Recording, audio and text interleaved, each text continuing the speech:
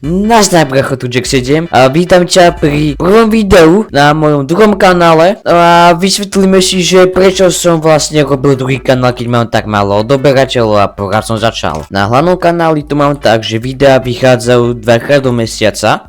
Ja viem, predtým som robil videá každý týždeň, ale keďže YouTube je moja tak trošku jediná záľuba, tak proste mi to zabera brutálne veľa času. Proste niekedy som chcel robiť 2-3 videá za týždeň, a teraz to len stíham jedno. A pritom proste to iba dočiť zoštriať, vole, vydať, urobiť miniatúru, to nemôže byť také ťažké, ale no nie je to tak celkom pravda, takže dvakrát za týždeň proste áno. A prečo ma tento imbecil v kuse naháňa, vole, ja tu točím video, choď preč.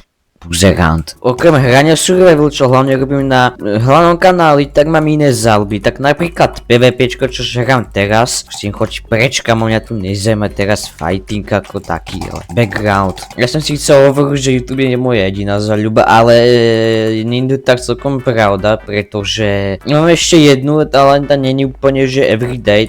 Pretože proste sa to nekoná everyday. A sú to vlaky a hlavne tie staré párne a dieselové vlaky. Tie nové elektrické ma už až tak nezaujíma, skôr keď už elektrický, tak nejaká laminovka.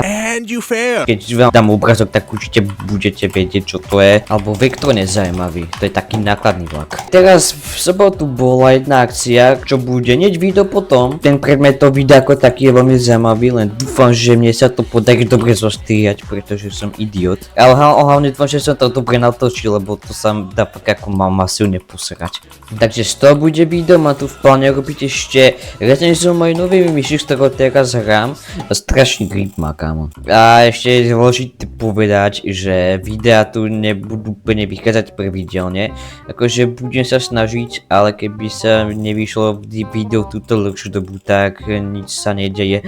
Ja skôr sa sústredím na hlavný kanál, kde v videách chcem byť viacej prepracované, pretože viem, že nikdy to není úplne podľa mojich predstav, aj keď ja nie som proste profesionálny, neviem, niekto, ale aj tak. Hlavne tie miniatúry sú strašne random. Si vždycky pred vydaním videa spomeniem, že ja nemám miniatúru, lebo za celý týždeň som nič neurobil. No a to je tak nejak celé. Pokiaľ sa ti video páčilo, tak daj like, odber a zvonček.